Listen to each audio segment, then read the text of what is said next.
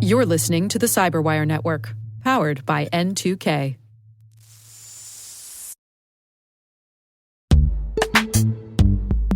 IT pros, are you ready for Cybersecurity Awareness Month in October? If the thought of creating assets and content has you sweating on your keyboard, KnowBe4 has a surprise for you. They've just released a comprehensive new 2024 resource kit featuring their own award-winning streaming quality show, The Inside Man. It's packed with everything you need to make cybersecurity awareness exciting and effective. Stay tuned to learn how this kit can transform your awareness campaign and turn your employees into cyber defenders.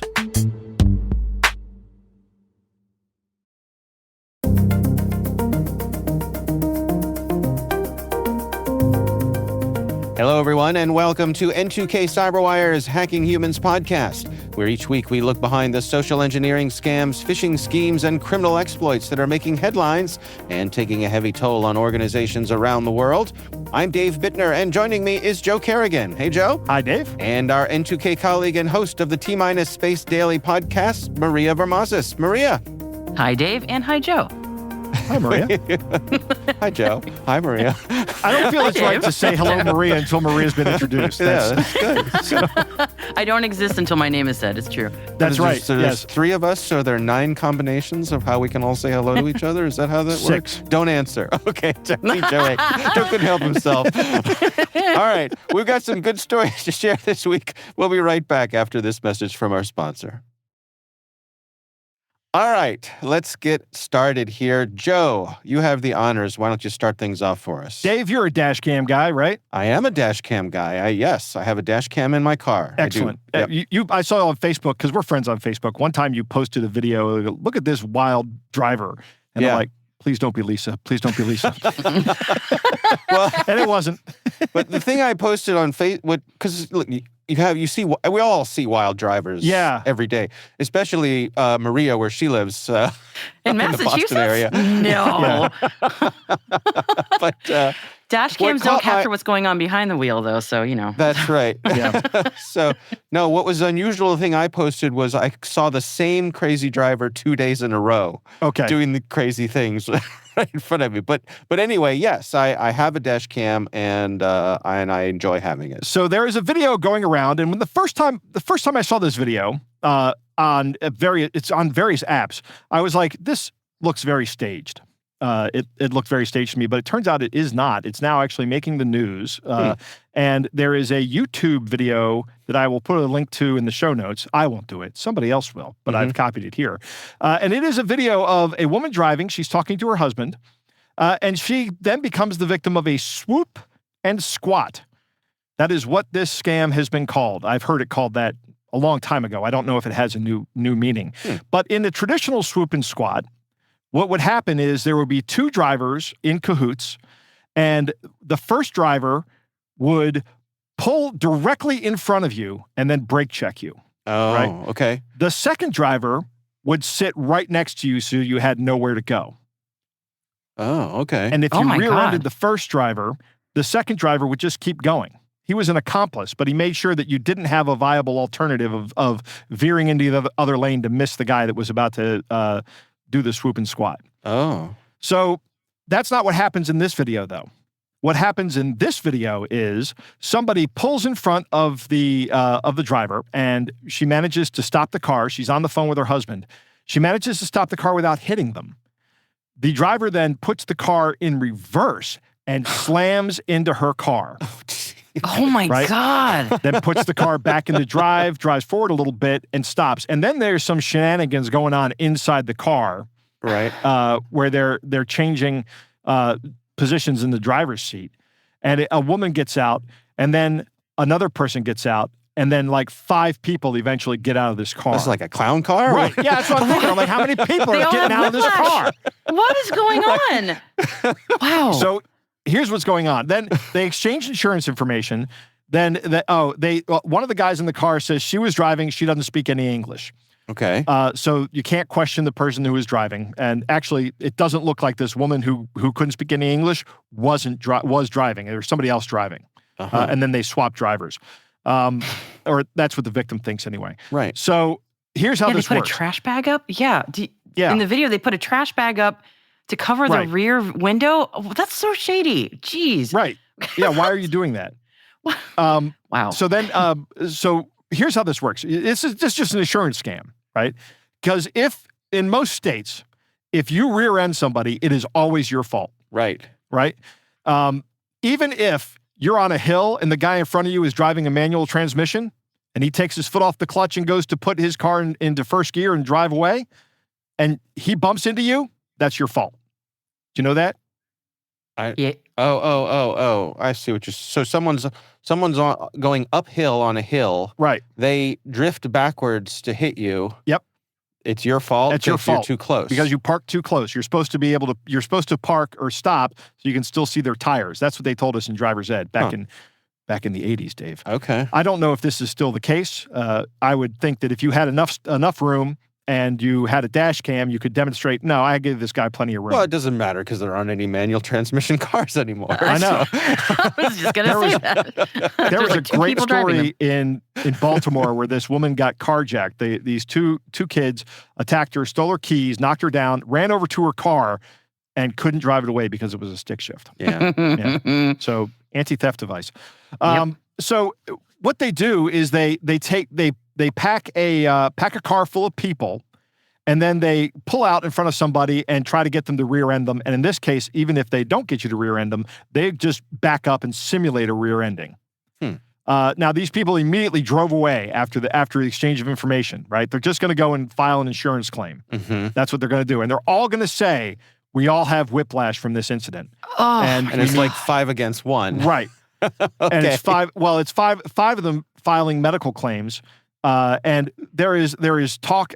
This has been going on for a while. The video is really telling because it's obviously insurance fraud in this video. Yeah. It's not very well executed insurance fraud, especially when the victim has a dash cam here. Mm-hmm. If you didn't have a dash cam, if she didn't have a dash cam, I don't know that she'd have a case. Mm-hmm. Because she wouldn't have any evidence. The other people would have all the evidence. They'd have 5 people saying she rear-ended us, and what they're going to do is they're going to file a claim with the insurance company for medical benefits, and then they're going to or for pain and suffering as well, and then they're going to give that money to somebody else. These people are actually paid about $500 to sit in one of these cars and get hit. I can't remember where I read that. Really injured. This was right, and you so can they're really like get injured. real life crash test dummies? Yep. Oh my God. So not only, I mean, there's somebody exploiting these people. Right. Yeah, here. obviously. How desperate do you have to be that you'd be willing to put your life on the line for this? Just think about it, Marie. You want to make a quick $500? Or die? Here's all you had. Don't worry. No, you're not going to die. Trust me. I don't know. Wow. You haven't seen the I promise drivers up you here, won't even man. Mhm. Wow. So yeah, it's I don't know. This made me think. I think I might need to get a dash cam. Right? Yeah. Yeah, this has got me thinking the same thing, honestly. Jeez. So I can start posting videos of crazy Dave Bittner driving around. That's right. Yeah. We can Spotted. competing dash cam. I can have my dash cam rebuttal. Right. So one of the things that I'm always terrified of is around here we get these motorcycle, not gangs. It's not a organized group, right? It's not like a club or anything. Yeah. But it's like 40 guys on these crotch rocket motorcycles, Right. and they will come out of like Baltimore City, and you'll be on Interstate 70 heading west, and they'll pass you at like 150 miles an hour. Right. Yes. And Yeah, they're everywhere. The first Yeah. one that goes by is terrifying. Right. So yes, it is. when I see them coming up on my rearview mirror, I say to my wife, "Here they come, motorcycle." And she goes, "Oh, geez." And the whole time I'm watching, I'm like, "Don't die, don't die, don't die while I'm watching." So, I mean, this is one of the reasons I haven't gotten the dash cam is because I don't want to be around. I don't want to be filming this. But I think, you know what? I'll just not save the video if that happens. Or maybe I will and provide it to somebody. I don't know. Anyway, but yeah, a dash cam is a good way to protect yourself here against this kind of a scam. You think that if the same group of 5 people make half a dozen medical claims in the same day, Right. someone would be onto them. But who knows? I don't think that's what happens. Maybe not. I think that the people who are behind this are actually using multiple people. They'll swap out another 5 people, put them in a car. Right. Say you want to make $500, and for each one of them that gets in the accident, they get like $10,000 or something like that. Mm-hmm. So it's not a big insurance loss. It winds up being like a $50,000 insurance loss, but it's still significant enough of a problem that if this becomes an issue, that there's going to be increased cost for everybody. There already is increased cost for everybody. Yeah, I have a vague recollection too that there's some mechanism when you're in some kind of accident like this that there's some bit of very quick money that you can, like, if you say the right combination of words, you can say, I want my blah blah blah money, and I don't remember what it is, but you'll get a certain amount, and it might be $500, right? Like right away, you'll get it while everybody's trying to figure everything out. And so I wonder if there's a component of that in that as well. And who, again, this is a vague recollection of mine. It may not even be a thing anymore, but, that they're relying on this not making its way all the way through the system. No, they're settling very quickly with the insurance company because they're not going to court. It might be a specific insurance company too that does this that you're talking about. Yeah. Yeah. I wonder if certain states are more prone to this also. I will tell you that in this ABC video, they say they do target women driving alone more than anybody else. Right. Because they're not going to want to fight back as much if somebody's accusing them of something because you feel I think it's safe you're to in say danger. that a woman is less prone to road rage. Also that, but if you get 5 people saying, hey, you hit me. Yeah. I'm thinking about me and my wife. And of course, I think Dave and I are married to the tales of that distribution. No comment from Dave. I would say my wife and I, one of us is much more liable to experience, this is according to my children, who have been alone in the car with me and with my wife. And I remember one time, my son, when he was still in his car seat, saying to me, he says, "Dad, do you use the horn in your car very much?" And I said, "No, I don't. I might toot every now and then if we're at a stoplight and the person in front of me, doesn't notice that the light has changed. Maybe I'll give the thing a little toot and something like that, or for safety reasons." And he says, "Uh-huh. Mom uses her horn all the time." Right. He says, "When Mom drives, she's a potty mouth." Well, son, everybody's different, and your mother has a lot of very admirable qualities, and patience behind the wheel is not a great experience I have is my wife called me one time when she was driving and she was close to our house, and there's a very busy intersection close to our house that has a turn-only lane, and somebody didn't turn and tried to merge with her.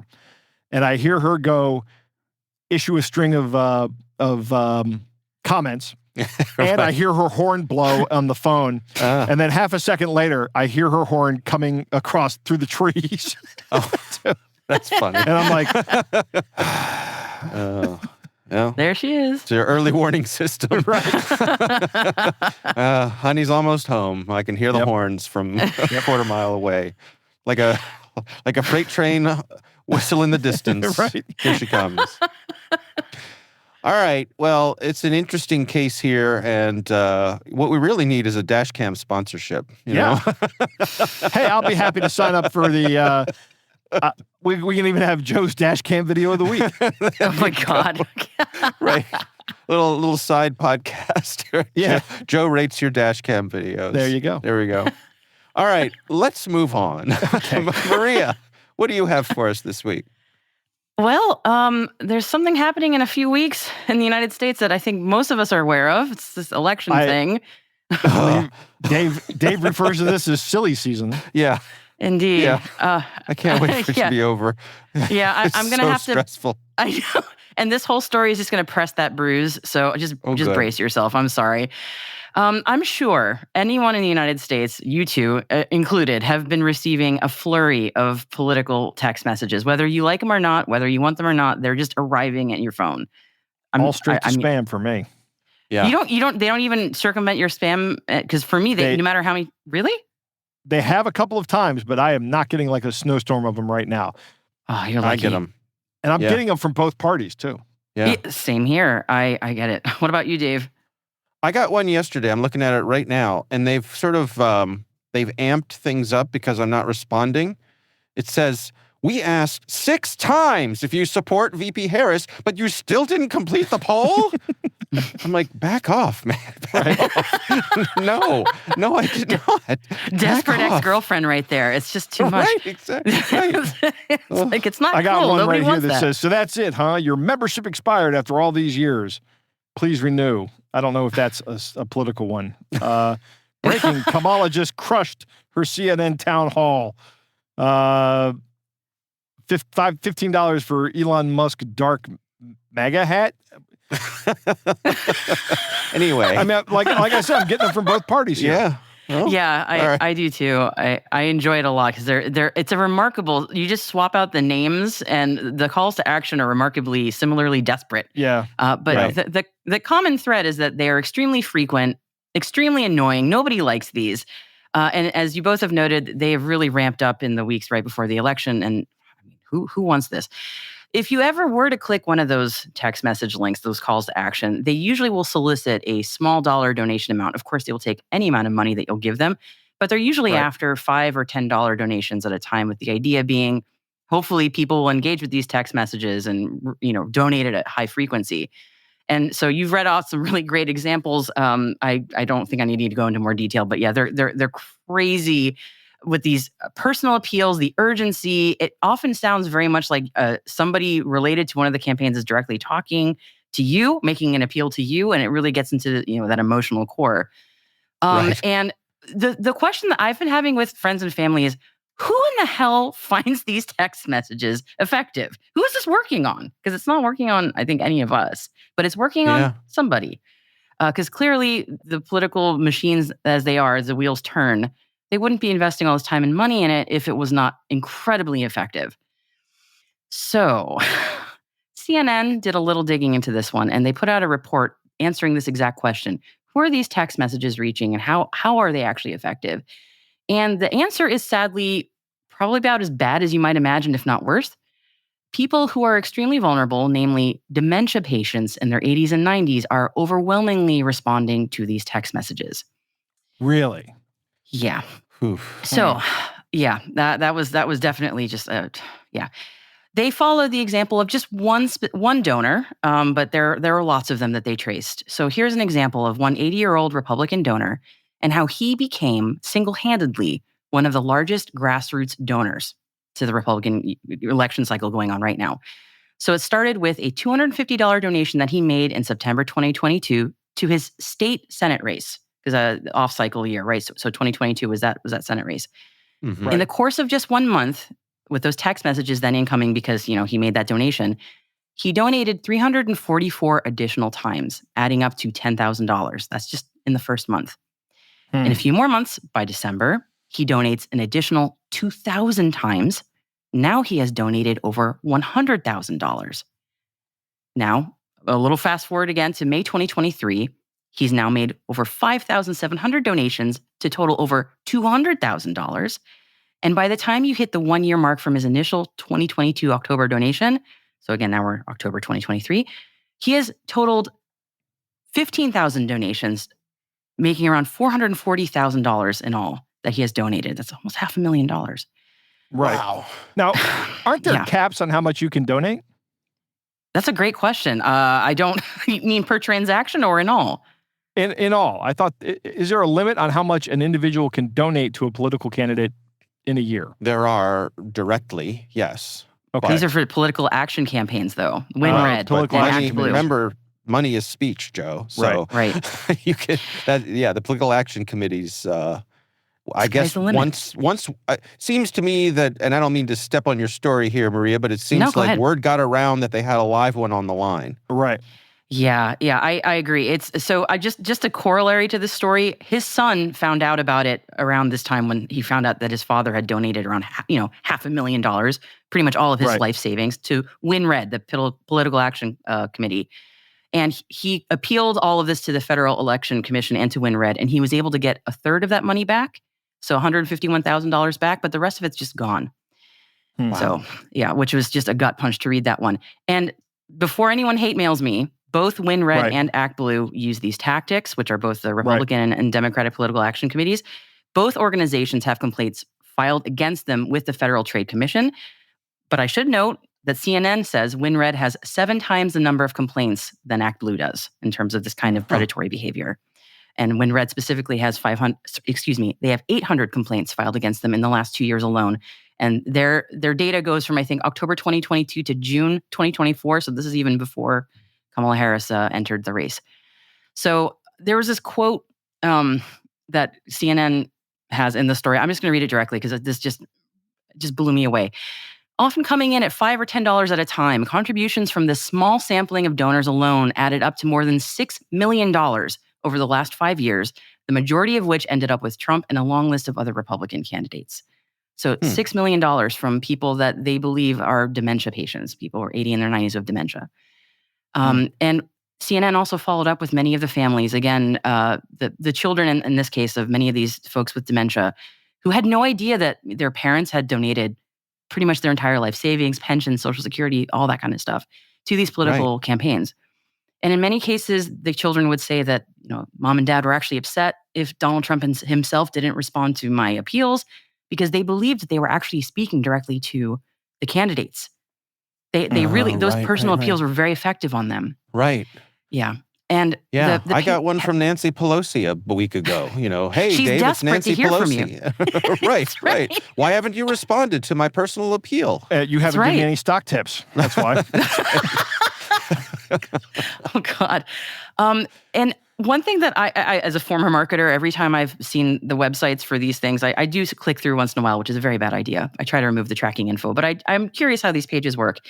Right. The text on the pages and the interactive elements on the pages are all as frictionless as possible, and they're trying to sort of shunt you through as quickly as they can without really realizing that you're signing up for often a recurring donation, and that they have your information pre-populated, and a lot of times the recurring donation boxes are pre-checked, and also it's not entirely clear that they have been filled out already. So you, in many cases, may not even realize that you've signed up for a recurring donation. And again, these things are highly tracked. So every time you click a text message through or answer a phone call or, respond to an email, it just begets more activity from these political action clubs. So for those of us with full cognitive facilities, all of these touch points are extremely annoying, to put it mildly. But if you don't have your full cognitive abilities, if you have short-term memory issues, you might forget that just an hour ago you had donated. And so in that case, these frequent text messages are highly effective, but it's also extremely predatory. Yeah. Seems that way. Yeah. And I have to say, as I was reading through the CNN story, this reminded me a bit of gaming microtransactions and the term whaling. Are you both familiar with what that means with whaling and microtransactions?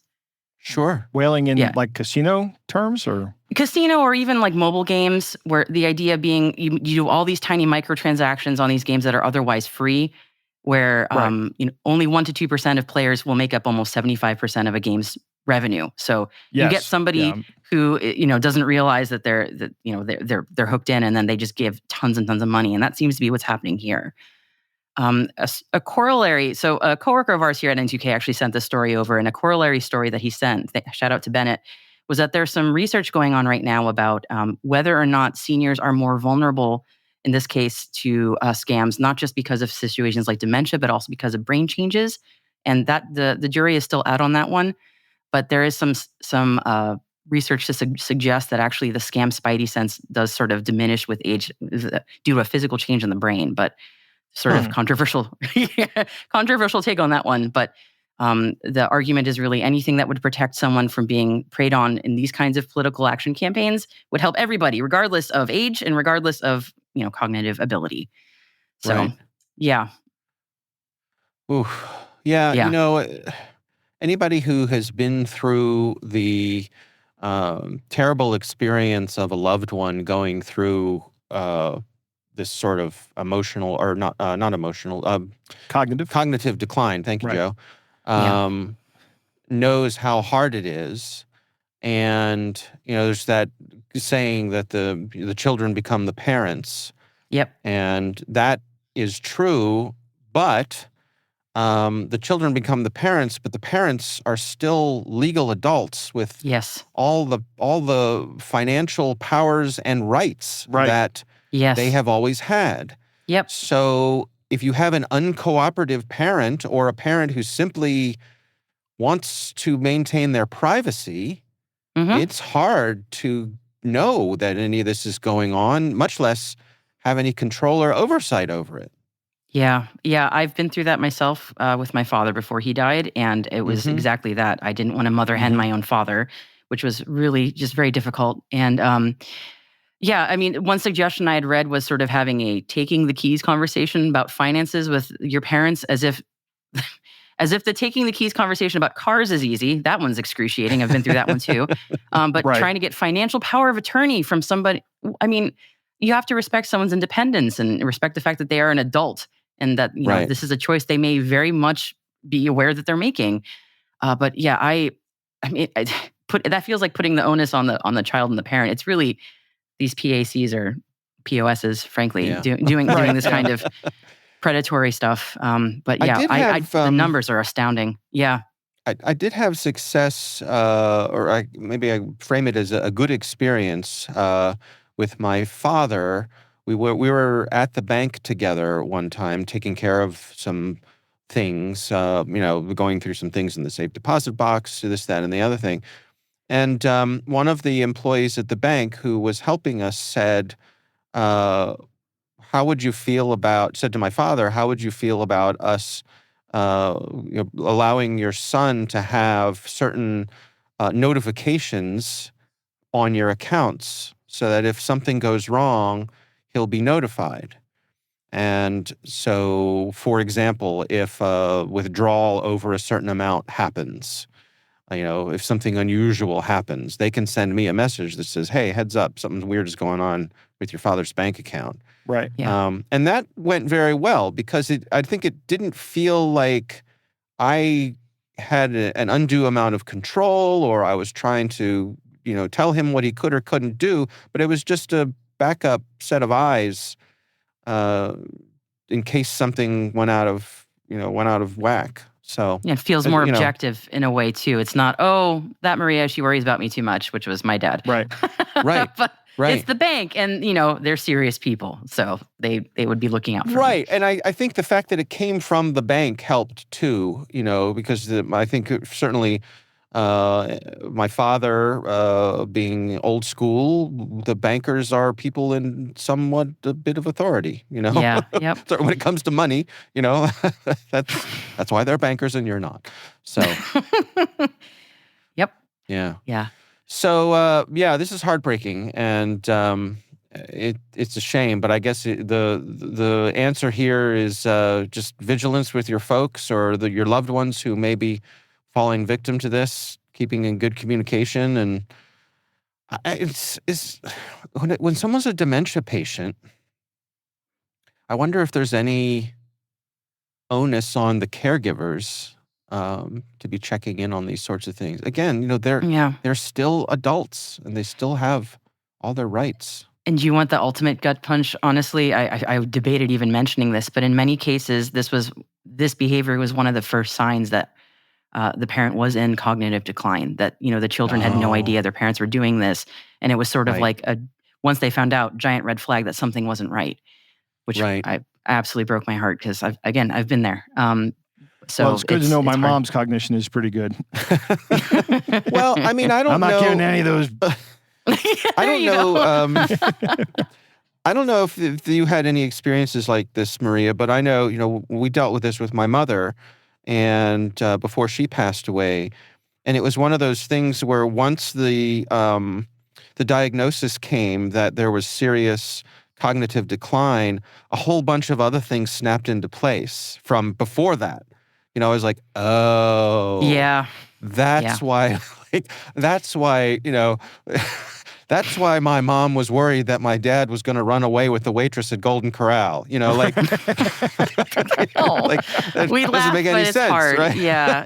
Right, no. Right. Just like, yeah. Yeah, my extremely logical father, who was a physics PhD, was starting to take a lot of physical risks doing things that his like trying to climb mountains that he was physically no longer capable of doing, or being extremely illogical and saying and doing things that were just completely irrational, and it was completely out of character for him. And that was for us a big red flag that something was going on. But it was so unlike him. It was really heartbreaking. And that was sort of the beginning of it, when suddenly these huge risks were like, you would never do this. What are you doing? Right. So, right. Yeah. All right. Well, we will have a link to that story from CNN in our show notes. Before we get to my story, why don't we take a quick break to hear a message from our sponsor? We're back with more from our sponsor, KnowBe4. Remember that Cybersecurity Awareness Month resource kit we mentioned? Let's dive in. This comprehensive kit is a goldmine of free resources designed to captivate and educate your users. The star of the show, your users will join characters from The Inside Man across a whole season of story-based, plot-driven content, plus an interactive game where users become cyber analysts hunting down a malicious insider threat. But there's more. You get access to a resource user guide packed with ideas and messaging, a weekly planner to help you roll out your campaign effortlessly, plus enough supporting training modules and assets to fill a whole month. Cover critical topics including AI and deepfakes, mobile device security and incident response, all with the free kit. This isn't just any training material. It's an immersive experience with engaging storytelling that your employees will actually remember. Say goodbye to outdated training and hello to content your employees will actually remember and want to watch. Get your free kit at knowbefore.com/cybersecurity-kit.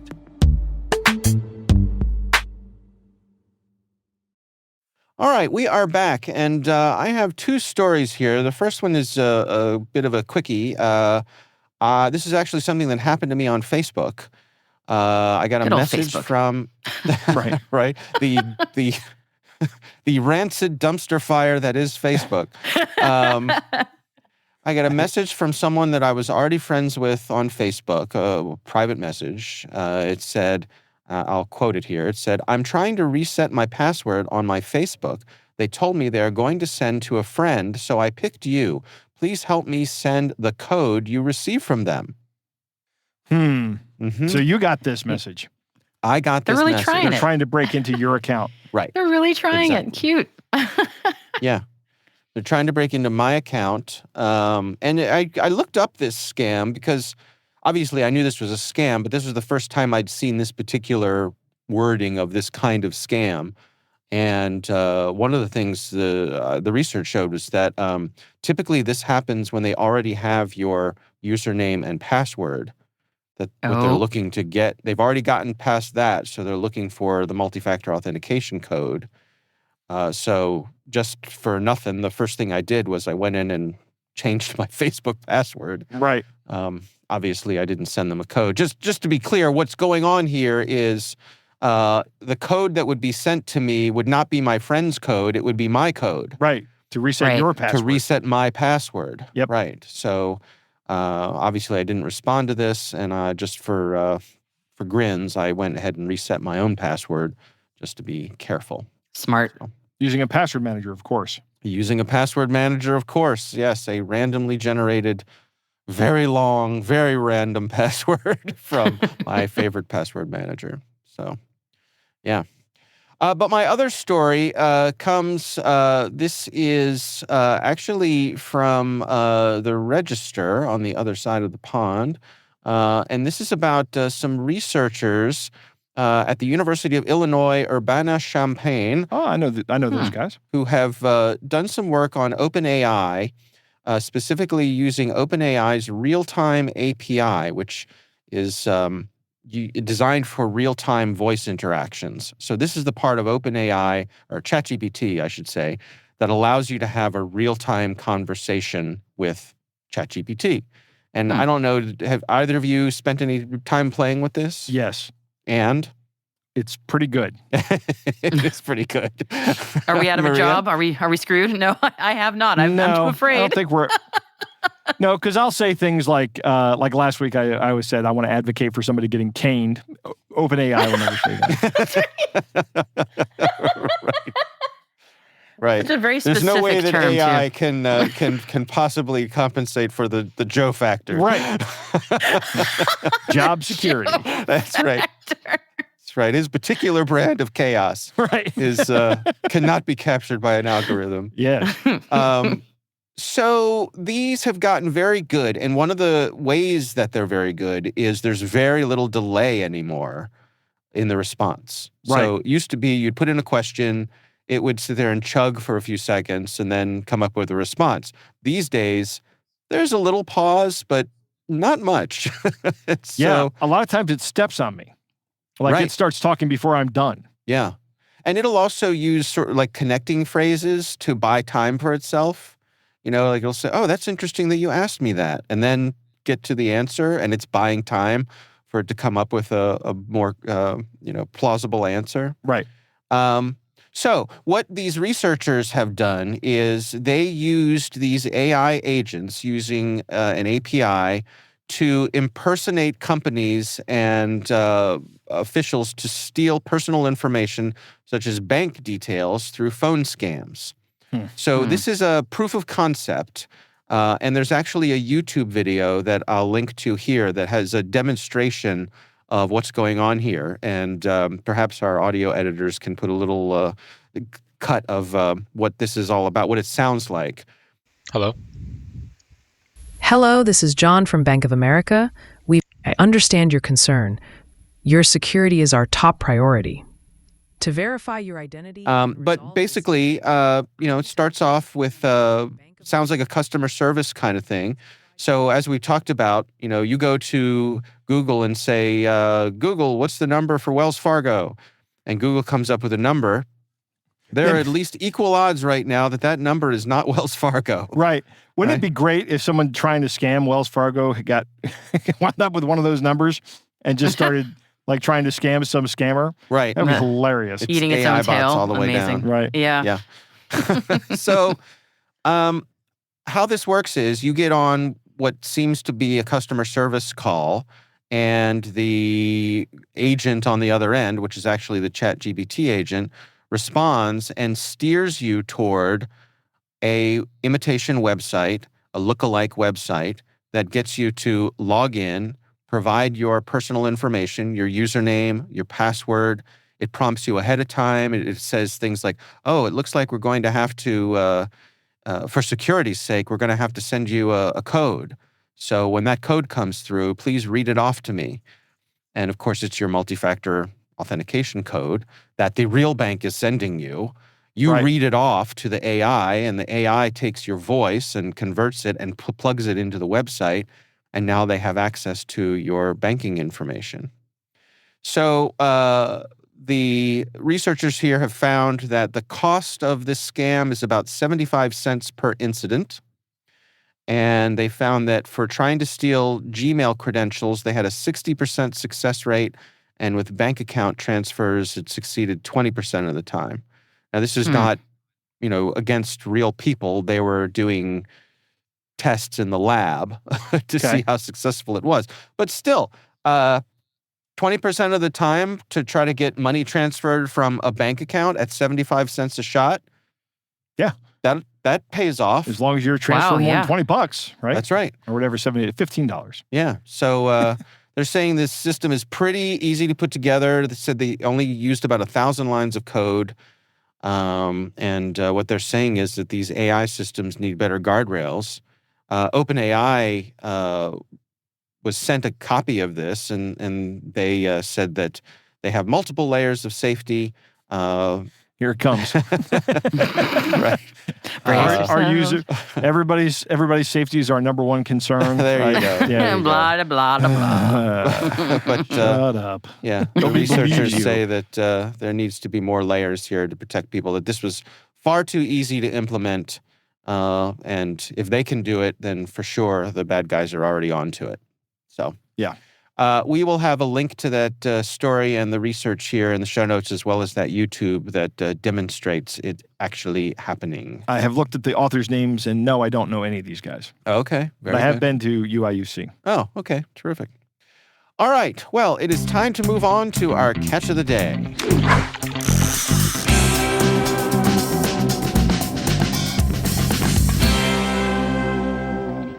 Dave, our catch of the day comes from Reddit, and it is an inquiry from somebody at librariesofcongress.com. Right. There's more than .com. one? Right. And multiple Well, libraries. Yeah, so they outgrew the main libraries- one. So Yeah, they right, opened okay. up a few branches, So some of the backstory before I read this. This was sent to the scam subreddit, and it is from someone who has written a number of self-published books. Okay. And they went through a company that helps people publish self-published books. And part of their concern is that the company they went through to help them publish their books might be in on this, might be trying to get more money from them for So this. it's a shady self-publishing company. Correct. A vanity publishing kind of thing. So this is a letter that this author received. And as Joe pointed out, it comes from inquiry at librariesofcongress.com, and it's titled Urgent Matter, and it says, "We hope this message finds you well. We are writing to address an important matter concerning your books. The Library of Congress has recently received an infringement case related to your works, which requires immediate action to prevent further complications. It is crucial that your books are properly copyrighted, not only to protect your intellectual property, but also to comply with Title 17 of the U.S. Code. Without copyright protection, you may face serious consequences, including removal of your books from publication platforms, inability to claim damages in case of unauthorized reproduction or distribution, loss of control over how your work is used, adapted, or shared by others. Conversely, securing copyright for your books grants you exclusive rights as the author, including control over reproduction, distribution, and adaptations. This legal protection ensures that you maintain ownership of your work and can pursue legal action in the event of infringement. If you have already registered your copyright, please provide us with the copyright number and feel free to disregard this email. If not, we strongly urge you to consult with our legal team to ensure that your copyright registration is completed promptly. Taking action now will safeguard your works from potential legal and financial setbacks. We look forward to your prompt response and attention to this critical issue. Best regards, the Library of Congress, 101 Independence Avenue, Washington, D.C. All right, so I have a question. Yes. My understanding, Okay. and you might know this, Dave, my understanding of copyright is that you own copyright the moment you create something. That is Yes, And that's true. it is not required that you register it with the Library of Congress. true. Also true. But you can register it with the Library of Congress. Yes. Is that right? And then Yes. then that makes it official. So if you say somebody's infringing on my copyright, now you have the government saying, yeah, here's when he filed the copyright. Yep, makes it easier. Right. Yep. So first off, they're writing you about an urgent matter where somebody, the Library of Congress has said you're infringing on somebody else's copyright. No. Isn't that No. what it says? No, it's not saying that all it's saying is that your books are not properly registered with us. It says the Library of Congress has recently received an infringement case related to your works. Right. So does that, first off, I read that to mean that someone else was infringing on your works. oh, okay. So this is a call to protect yourself from got these dastardly folks who are out there making illegal copies of your books. Either way, Yeah. Library of Congress doesn't do that. They do not. Yeah. It's that's incumbent not their upon you lane. as the copyright They holder don't to care. go out and find infringing works and then take them to court, and you take them to civil court. Right. Yeah, also what for a this- that's what self-published book, you think the Library of Congress has time to be chasing down copyright infringement? I don't think so. No, they don't chase it down for anything. No, Right. I know, You know. especially not for. Yes, I'm just yeah. Right. Yeah. So yeah, that's what struck me is that the Library of Congress does not concern itself with copyright infringement. That is No. entirely Not up at to the all. author. No. The other part that struck me is where they say, we strongly urge you to consult with our legal team. Like, I'm imagining the picture, like the Library of Congress, with the big pillars out front down in Right. D.C., where, we've all seen that. And then next to it is this big, tall, like, brutalist architecture building. That's where the legal team Right. hangs out, right? The official Library of Congress copyright enforcement legal eagles. The legal eagle. My isn't there some understanding kind of- from my friends who publish books is you're lucky if your publisher even does this stuff for you when Right, you're right. actually properly published. So there is some kind of brutalist structure down in that neighborhood that you can see from 395. Yeah. It's like it's got water coolers all over it, and I think it might just be like Yeah, there's a bunch of it. Like FBI headquarters is brutalist. Yeah, there's a bunch of them. all those buildings are so ugly. They are of their time. Yeah, That's a very polite way of putting it. Yes, of their time. right. So I think what's going on here is that there are companies who will register your copyrights as a service. Yep. And they go after people. They probably found this self-published author, and so for the price of a stamp and a photocopied letter or an email, I guess in this case, Yeah. they're hoping to get a few $100 to do something that is in fact free, which is registering your things. And look. It is a legitimate service to do this as a service for someone. Yeah, So but it's literally filling out a form and providing a copy of the work. correct. That's it. Yeah. So it is scammy, but not technically illegal. Yeah. Misrepresentation. Although they are Yeah. saying they are the Library of Congress, that might be illegal. That is probably Yeah, illegal. that's Yes, probably. you are correct. You are correct. Yeah, it's sort of And, like with the house buying process I just went through, where I got all this mail trying to get me to pay for documentation that was free. And they were Right, saying that right. basically I needed to buy it. And it's like, no, that's freely available. I already have it. Thank you. Yeah. So they're Yeah. preying on ignorance here. Yeah. There's another one that makes the rounds. If you own a company, you will be bombarded with folks who want to help you protect your trademarks. Right. And will remind Yes. you that your trademarks have expired. And It you comes must, comes yeah. inside of every Uline catalog. Right. That's what I can't forget is I started up a company with three of my friends. It was just a software development company for a game. Never really took off. But as soon as we filed that company, Uline catalogs all over the place. Yes, every year. Right. Those bricks. Yep, I get them too. Right. The poor postal carrier. Yeah, I'm not shipping anything. Literally, I'm not. What we'll produce is a website that people will play a game on. There's no need for anything out of Uline. And of course, we want to thank this week's sponsor, KnowBefore. Go to knowbefore.com to learn all about their new school approach to security awareness training. That's KNOWBE, the numeral 4.com, where you can request a demo to see their comprehensive training platform in action. All right. Well, we would love to hear from you. If there's something you'd like us to consider for the show, you can email us. It's hackinghumans@n2k.com.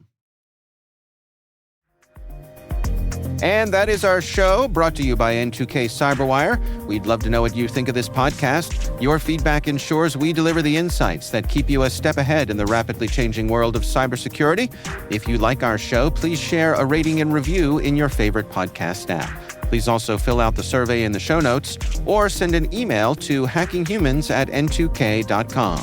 We're privileged that N2K Cyberwire is part of the daily routine of the most influential leaders and operators in the public and private sector, from the Fortune 500 to many of the world's preeminent intelligence and law enforcement agencies. N2K makes it easy for companies to optimize your biggest investment, your people. We make you smarter about your teams while making your teams smarter. Learn how at n2k.com. This episode is produced by Liz Stokes. Our executive producer is Jennifer Iben. We're mixed by Elliot Peltzman and Trey Hester. Our executive editor is Brandon Karpf. Peter Kilpie is our publisher. I'm Dave Bittner. I'm Joe Kerrigan. And I'm Maria Varmazis. Thanks for listening.